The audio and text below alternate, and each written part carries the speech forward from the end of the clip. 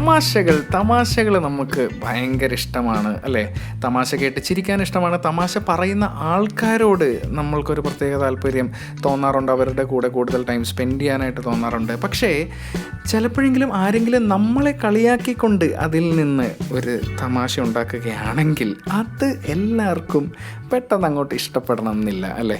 എനിക്ക് തോന്നിയിട്ടുണ്ട് ഈ ഇടയായിട്ട് വളരെ ചെറിയൊരു കളിയാക്കൽ പോലും പലർക്കും അതങ്ങോട്ട് ഉള്ളിൽ എന്താ പറയുക, അതിനെ ടോളറേറ്റ് ചെയ്യാനായിട്ട് പറ്റുന്നില്ല. ചെറിയ രീതിയിലുള്ളൊരു കളിയാക്കലോ ഒരു തമാശ പറയലോ കേൾക്കുമ്പോൾ തന്നെ പലരും ഒഫൻഡഡ് ആവുന്നുണ്ട്. ചിലർ മൂഡ് ഓഫ് ആവുന്നു. ചില വലിയ വഴക്കുകൾ തന്നെ അതിൻ്റെ പേരിൽ ഉണ്ടാവുന്നതായിട്ട് ഞാൻ ശ്രദ്ധിച്ചിട്ടുണ്ട്. ഇപ്പോൾ എൻ്റെ സ്കൂൾ കാലമൊക്കെ നോക്കുകയാണെന്നുണ്ടെങ്കിൽ എന്നെ ഒരുപാട് പേര് പല കാര്യങ്ങളും പറഞ്ഞ് കളിയാക്കിയിട്ടുണ്ട് കേട്ടോ. ഞാൻ പറയുന്നത് എൻ്റെ വളരെ ക്ലോസ് ആയിട്ടുള്ള ഫ്രണ്ട്സിൻ്റെ കാര്യമാണ്. അപ്പം ഞാൻ അതെല്ലാം എന്താ പറയുക, അവർ പറയുന്ന തമാശയായിട്ട് ഞാനും കൂടി ചിരിക്കുകയാണ് ഉണ്ടായിട്ടുള്ളത്. അതിനെല്ലാം വളരെ ലൈറ്റായിട്ടാണ് ഞാൻ എടുത്തിരുന്നത്. പക്ഷേ ഇപ്പോൾ എവിടേക്കോ നമ്മളുടെ ആ ലൈഫിലെ ആ ഒരു ഫൺ എലമെൻറ്റ് മിസ്സിങ് ആണ് എന്നെനിക്ക് ഭയങ്കരമായിട്ട് തോന്നുന്നു. അതിലേക്ക് നമുക്ക് വരാം. അതിന് മുന്നേ ആയിട്ട് welcome back my dear friend, welcome back to another beautiful episode of simply humble podcast. ഞാൻ നിങ്ങളുടെ സ്വന്തം ഹോസ്റ്റ് കാർത്തിക് കൃഷ്ണൻ. അപ്പോൾ സുഖമായിട്ടിരിക്കുകയാണ് എന്ന് വിശ്വസിക്കുന്നു. എല്ലാം അടിപൊളിയായിട്ട് പോവുകയാണ് എന്ന് വിശ്വസിക്കുന്നു. ഇപ്പോൾ ഇതിനോടകം തന്നെ എനിക്ക് ചില ഫീഡ്ബാക്സൊക്കെ കിട്ടി. പലരും ഓഫീസിലേക്കൊക്കെ പോകുന്ന വഴി, നമ്മൾ പോഡ്കാസ്റ്റ് രാവിലെയാണ് ഇടുന്നത്, പബ്ലിഷ് ചെയ്യുന്നത് രാവിലെയാണ്. അപ്പോൾ പലരും ഓഫീസിലേക്ക് പോകുന്ന വഴി രാവിലെ എണീറ്റ് കുക്ക് ചെയ്യുന്നതിൻ്റെ ഭാഗമൊക്കെ ആയിട്ട് നമ്മുടെ പോഡ്കാസ്റ്റ് കേൾക്കാറുണ്ടെന്നൊക്കെ എനിക്ക് ചില മെസ്സേജസൊക്കെ ഇൻസ്റ്റാഗ്രാമിൽ വന്നു തുടങ്ങിയിട്ടുണ്ട്. ഒരുപാടധികം സന്തോഷം കേട്ടോ അതൊക്കെ കാണുമ്പോൾ. കാര്യം നിങ്ങളുടെ ഫീഡ്ബാക്ക് ആണല്ലോ എനിക്ക് തുടർന്നും ഇത് ചെയ്യാനുള്ളൊരു ശക്തി എന്ന് പറയുന്നത്. എസ്പെഷ്യലി നമ്മൾ ഡെയിലി പോയിക്കൊണ്ടിരിക്കുകയാണ്. ഡെയിലി നിങ്ങളെൻ്റെ ശബ്ദം കേൾക്കുന്നുണ്ട്, നമ്മൾ തമ്മിൽ സംസാരിക്കുന്നുണ്ട്. തമ്മിലില്ല, ഞാനേ സംസാരിക്കുന്നുള്ളൂ. എന്നാലും ഭാവിയിൽ നമ്മൾ തമ്മിൽ സംസാരിക്കാനുള്ള സംഭവങ്ങളൊക്കെ ഞാൻ സെറ്റ് ചെയ്യാം കേട്ടോ. എന്തായാലും ഒരുപാട് സന്തോഷം ഇന്നും താങ്കളുടെ അടുത്ത് എത്താൻ സാധിച്ചതിൽ. അപ്പോൾ എല്ലാ ദിവസത്തെയും പോലെ നമുക്ക് ആദ്യം തന്നെ മനസ്സൊന്ന് തണുപ്പിച്ചിട്ട് കാര്യങ്ങളിലേക്ക് കടക്കാം. അതിനായിട്ടുള്ള മനോഹര ഗാനം എത്തുകയാണ്.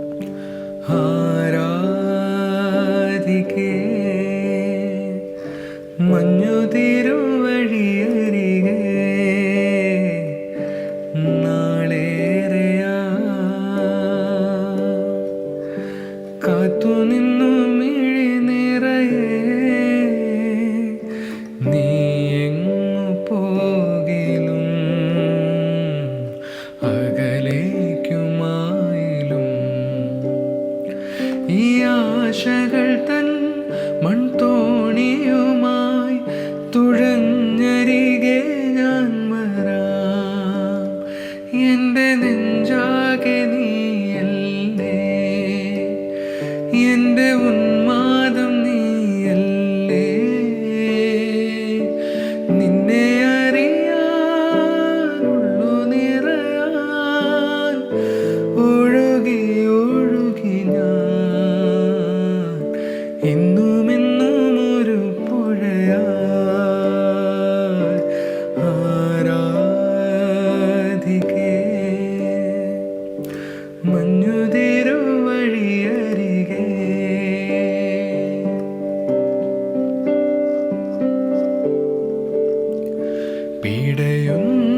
പീഡയുന്നൊരെൻ്റെ ജീവനിൽ കിനാവ് തന്ന കൺമണി നീല്ല എങ്കിലെന്നിലെ പ്രകാശമില്ലിനി.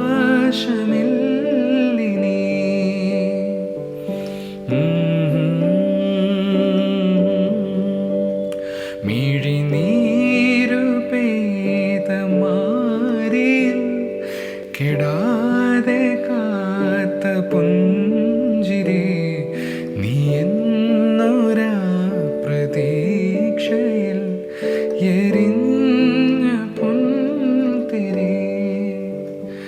എൻ്റെ നെഞ്ചാകെ നീയല്ലേ, എൻ്റെ ഉന്മാദം നീയല്ലേ. നിന്നെ അറിയാനുള്ളു നിറയാൻ ഒഴുകി ഒഴുകി ഞാൻ എന്നുമെന്നും ഒരു പുഴയായി ആരാധിക്കേ മഞ്ഞുതിരുവഴിയരികെ.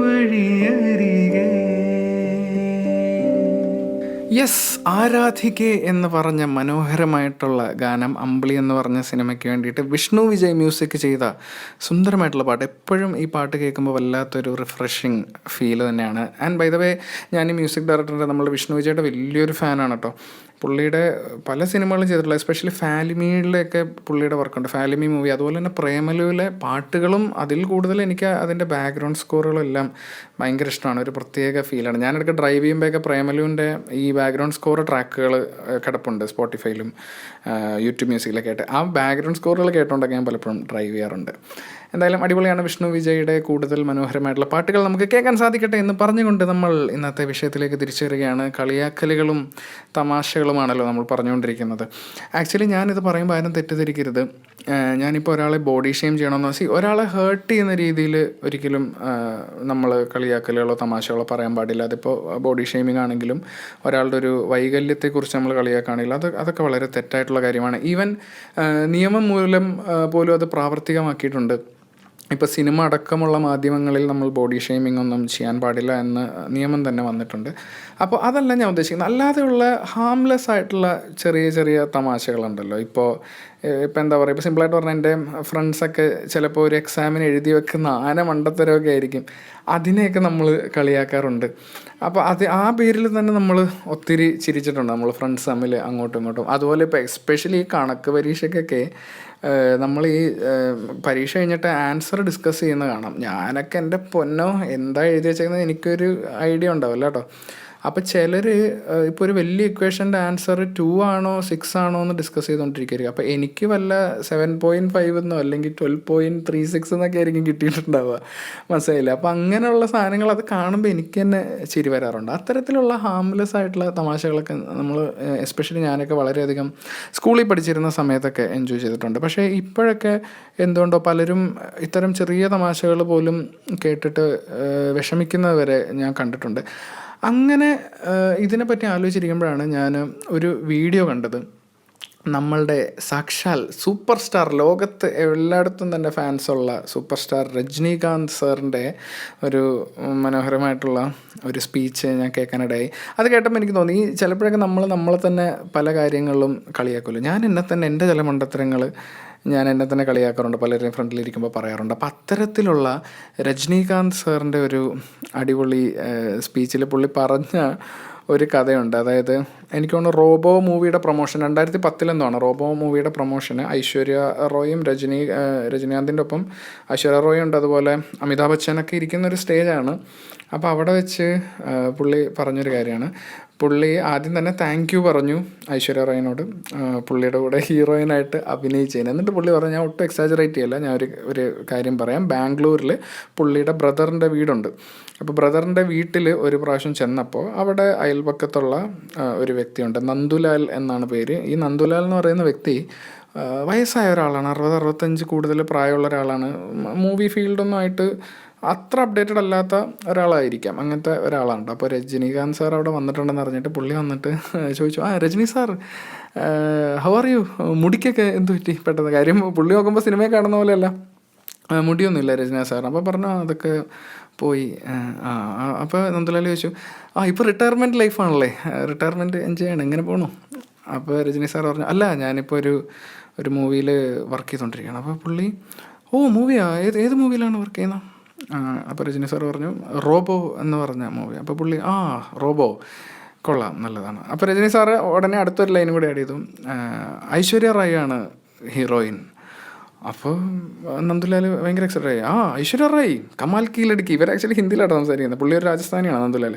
കമാൽ കീ ലഡ്കിയെ അടിപൊളി ലഡ്കിയൊക്കെയാണ്. എന്നിട്ട് നന്ദുലാലിൻ്റെ അടുത്ത ചോദ്യം, ഹീറോ ആരാണ്? പടത്തിൻ്റെ ഹീറോ ആരാണെന്ന് രജനി സാറിനോട് ചോദിക്കുകയാണ്. മനസ്സിലല്ലേ? ഇത് പുള്ളി ഈ ഒരു തമാശ നിങ്ങൾ ചിന്തിച്ച് നോക്കിക്കഴിഞ്ഞാൽ രജനി സാർ തന്നെ എംബാരസ്ഡ് ആയിപ്പോയ ഒരു മൊമെൻറ്റിനെ കുറിച്ചിട്ടാണ് പുള്ളി വളരെ വലിയൊരു സദസ്സിൽ, അമിതാഭ് ബച്ചൻ അടക്കം ഇരിക്കുന്ന ഒരു സദസ്സിൽ പുള്ളി പറയുന്നത്. അപ്പോൾ ഇതിൽ നമ്മൾ മനസ്സിലാക്കേണ്ട കാര്യം എന്ന് വെച്ചാൽ, അദ്ദേഹത്തിന് ഇത് കേട്ടപ്പോൾ ഐശ്വര്യ റായ് അഭിനയിക്കുന്ന ഒരു പടത്തിൽ ഹീറോ ആരാണെന്ന് ഉള്ളൊരു ചോദ്യം പുള്ളി തന്നെ നേരിടുമ്പോൾ പുള്ളിക്ക് അവിടെ അതൊരു ഈഗോ പ്രശ്നമായിട്ടോ അല്ലെങ്കിൽ പുള്ളിക്കത് ബാഡായിട്ട് തോന്നിയില്ല എന്നുള്ളത് മാത്രമല്ല, ഇത്തരത്തിലുള്ളൊരു സദസ്സിൽ അത് ഓപ്പണായിട്ട് പറയാനും കാണിച്ചത് പുള്ളി എത്രത്തോളം ഒരു വിനയമുള്ള വ്യക്തിയാണ്, ഒരു ഡൗൺ ടു എർത്ത് പേഴ്സൺ ആണ് എന്നുള്ളതാണ് നമ്മളെല്ലാവരും മനസ്സിലാക്കേണ്ടത്. ആൻഡ് ഇത് കേട്ടിട്ട് ആ സദസ്സിലിരുന്ന എല്ലാവരും പൊട്ടിച്ചിരിക്കുകയായിരുന്നു, മനസ്സിലായില്ലേ? എന്നാൽ അവരൊരിക്കലും രജനീകാന്ത് എന്നൊരു വ്യക്തിയുടെ വാല്യൂ കുറച്ച് കണ്ടിട്ടോ ഒന്നും അല്ല ചിരിച്ചത്. ആ ഒരു മൂമെൻ്റ് അതൊരു തമാശയായിട്ട് എല്ലാവരും കണ്ട് അവിടെ ചിരിച്ചു എന്നുള്ളതാണ്. അതൊരിക്കലും രജനി സാറിൻ്റെ വാല്യൂ കുറയ്ക്കുന്നില്ല. ബാക്കിയുള്ളവർ ചിരിക്കുമ്പോൾ അത് രജനി സാറിനെ ഇൻസൾട്ട് ചെയ്യുന്ന പോലത്തെ ഒരു ചിരിയല്ല, അതൊരു കംപ്ലീറ്റ്ലി ഒരു ഹാപ്പി മൊമെൻ്റ് ആണത്. അപ്പോൾ ആ വീഡിയോ കണ്ടപ്പോൾ ഈവൻ ഞാനും ചിരിച്ചു പോയി. ഭയങ്കര രസമായിരുന്നു, എനിക്കത് എൻജോയ് ചെയ്യാൻ പറ്റി. എന്താ പറയുക, മനസ്സിന് തന്നെ ഒരു ലൈറ്റ് ഫീലിംഗ് വന്നു പെട്ടെന്ന് രജനി സാർ തന്നെ അത് പറയുന്നത് കേട്ടപ്പോൾ. അപ്പോൾ എനിക്ക് തോന്നുന്നു നമുക്കും അതുപോലെയൊക്കെ ആവാൻ ശ്രമിക്കാം ലൈഫിൽ. ചെറിയ തമാശകളും ചെറിയ കളിയാക്കലുകളൊക്കെ നമുക്ക് എൻജോയ് ചെയ്ത് ഒരുപാട് ഇങ്ങനെ കടുംപിടുത്തം പിടിച്ചിരിക്കാതെ ഒന്നുകൂടെ ലൈറ്റ് ഹാർട്ടഡായിട്ട് മുന്നോട്ട് പോവാം. അങ്ങനെ നമ്മൾ വിചാരിക്കുകയാണെന്നുണ്ടെങ്കിൽ കുറേ കാര്യങ്ങളൊക്കെ ഒന്നുകൂടി ഈസിയായി കിട്ടും എന്നെനിക്ക് തോന്നുന്നു. അപ്പോൾ ആ ഒരു ഓർമ്മപ്പെടുത്തലിലൂടെ നമ്മൾ ഇന്നത്തെ പോഡ്കാസ്റ്റിൻ്റെ അവസാന ഘട്ടത്തിലേക്ക് എത്തിയിരിക്കുകയാണ്. അപ്പോൾ ഇന്നത്തെ ദിവസം നിങ്ങൾ എന്തെല്ലാം ചെയ്യണം എന്ന് പ്ലാൻ ചെയ്തിട്ടുണ്ടോ അതെല്ലാം സക്സസ്ഫുള്ളായിട്ട് നടക്കട്ടെ, വളരെ നല്ലൊരു ദിവസമായിരിക്കട്ടെ എന്നാശംസിച്ചുകൊണ്ട് ഞാൻ നിങ്ങളുടെ സ്വന്തം host Karthik Krishnan, and I M signing out from simply humble podcast.